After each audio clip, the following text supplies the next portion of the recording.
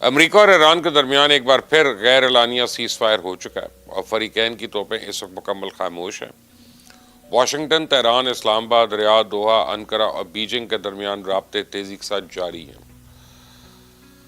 ابتدائی بات چیت کا آغاز بھی شروع ہو چکا ہے، لیکن امریکہ اور ایران کے درمیان بد اعتمادی کی فضا بدستور قائم ہے۔ دونوں طرف سے اعتراضات اور دھمکیوں کی ایک لامتناہی سلسلہ جاری ہے۔ امریکہ کہہ رہا ہے کہ مذاکرات شروع ہو چکے ہیں۔ ایران کا دعویٰ ہے کہ امریکہ کے ساتھ کوئی بات نہیں ہو رہی ہے۔ اس کے ساتھ تہران مذاکرات کی بحالی کے لیے ابتدائی شرائط بھی پیش کر رہا ہے۔ اب سوال یہ ہے کہ بد اعتمادی کے اس عالم میں دونوں کے درمیان ثالثی کون کرائے گا؟ واشنگٹن کی خواہش کیا اور تہران کے اعتراضات کیا ہیں، اور سب سے بڑھ کر سعودی عربیہ، ترکی اور قطر اس وقت کیا سوچ رہے ہیں؟ تو میں آپ کو بتاؤں کہ امریکہ کے لیے اس وقت اصل چیلنج جو ہے وہ مڈل ایسٹ پہ اپنی موجودگی اور اثر رسوخ کو برقرار رکھنا ہے۔ آپ کو یاد ہوگا 2 دن پہلے ایران اور عمان نے ابنائے ہرمز میں جہازوں کی آمد و رفت کے لیے ایک نیا راستہ متعارف کرایا۔ وہ راستہ صرف ایک بحری راستہ نہیں بلکہ مڈل ایسٹ کی بدلتی ہوئی سفارتکاری کا ایک نیا روٹ ہے۔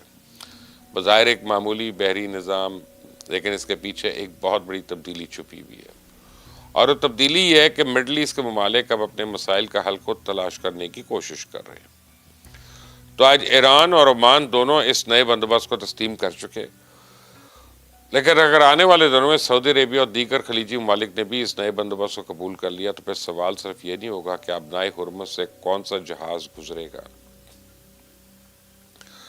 بلکہ سوال یہ ہوگا کہ امریکہ کے پاس ابنائے ہرمز میں موجودگی کا جواز کیا رہ جائے گا۔ تو پریزیڈنٹ ٹرمپ نے آنے والے اس خطرے کو ابھی سے بھانپ لیا، اسی لیے وہ ایران پہ دوگلے پن کا الزام عائد کر رہے ہیں۔ تو پریزیڈنٹ ٹرمپ کے مطابق ایران بار بار مذاکرات کی میز پہ آتا ہے، بات چیت کرتا ہے، چیزیں طے کرتا ہے، اور جب بات فائنل ہو جاتی ہے تو پھر طرح طرح کے اعتراض نکالنا شروع کر دیتا ہے، اور عوامی سطح پہ یہ اعتراف ہی نہیں کرتا کہ وہ امریکہ کے ساتھ مذاکرات کر رہا ہے۔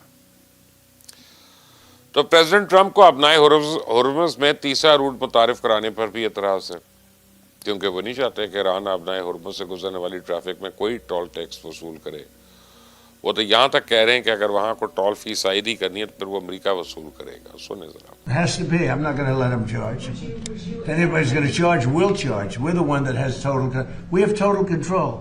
You know, we have a thing called a blockade with his Navy. And that Navy is, they call it a wall of steel, the United States wall of steel. And no, there's not going to be charging. We're not talking about charging at all. There won't be charging. یعنی Washington بھی اس معاملے کو صرف ایک بحری راستہ نہیں سمجھ رہا بلکہ اسے اپنی موجودگی اور اثر رسوخ کی ضمانت سمجھ رہا ہے۔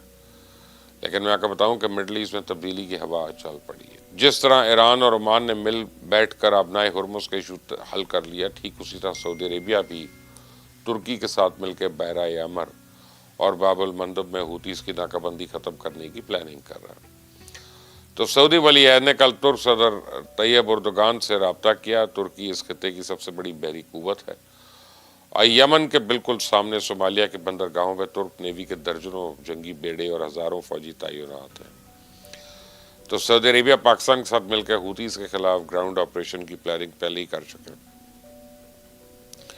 اب وہ ترکی کے ساتھ مل کے سمندر میں بھی حوثیز کو انگیج کر دیتا ہے، تو اس کا مطلب یہ ہوا کہ خلیجی ممالک اب بات چیت پہ واشنگٹن کی طرف نہیں دیکھتے، بلکہ مقامی مسائل کا حل مقامی پارٹنر ساتھ مل کر تلاش کرنے کی کوشش کر رہے ہیں۔ اب دیکھیں کہ ابھی کل سعودی عربیہ نے دباؤ ڈال کر ایران پہ امریکن حملہ رکوایا، اور آج ایرانی وزیر خارجہ نے اپنے سعودی ہم منصب کو خود فون کیا، اور اس فون کال کے فوراً بعد ایرانی وزیر خارجہ نے اپنے عراقی ہم منصب سے بھی بات چیت کی۔ تو آپ کو بتاؤں ان حالات میں یہ رابطہ بڑا اہم تھا۔ آپ کو یاد ہوگا پچھلے ہفتے عراقی سرزمین سے پہلی باری سعودی آئل فیلڈز پہ ڈرون حملے ہوئے رہے تھے، اور ان حملوں میں ایران نواز ملیشیا تھی۔ تو سعودی، ایرانی اور عراقی وزرائے خارجہ کے درمیان ٹیلی فونک رابطوں کا مقصد ان حملوں کا سدباب کرنا ہے۔ یعنی ایک طرف اگر سعودی عربیہ ایران کو امریکہ سے بچا رہا ہے، دوسری طرف ایران بھی سعودی عربیہ پہ حملے رکوانے کے لیے کردار ادا کر رہا ہے۔ تو اب آپ میری یہ بات لکھ لیں کہ سعودی عربیہ نے ایران کی مدد سے اگر عراق سے حملے رکوا لیے تو پھر اگلے مرحلے میں یمنی حوثیز کو بھی ایران کے ذریعے ایڈریس کیا جائے گا۔ مڈل ایسٹ سے امریکن انخلا کی باتیں یوں ہی نہیں ہو رہی ہیں۔ ذرا تصور کریں اگر ایران اور عمان کہ طے کردہ نئے روٹ کو خلیجی ریاستیں بھی تسلیم کر لیتی ہیں اگر اس راستے کے استعمال کے قواعد پہ بھی اتفاق ہو چکا ہے۔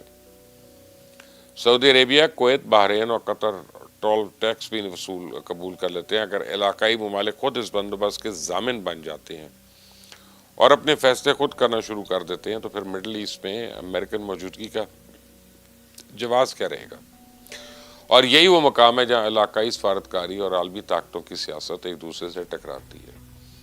اس سے مجھے لگتا ہے اس وقت مسئلے میں صرف مذاکرات شروع ہونے کا نہیں ہے، بلکہ اصل مسئلہ یہ ہے کہ دونوں فریقین آج بھی لچک دکھانے کو تیار نہیں۔